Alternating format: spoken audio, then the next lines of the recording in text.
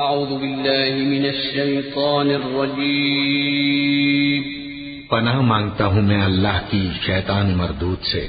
بسم اللہ الرحمن الرحیم شروع اللہ کا نام لے کر جو بڑا مہربان نہایت رحم والا ہے۔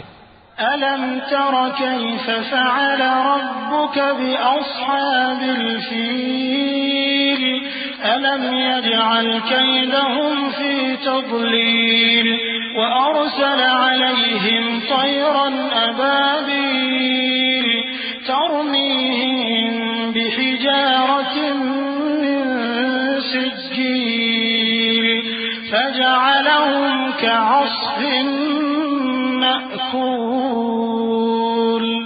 کیا تم نے نہیں دیکھا کہ تمہارے پروردگار نے ہاتھی والوں کے ساتھ کیا کیا؟ کیا اس نے ان کا داؤں غلط نہیں کیا؟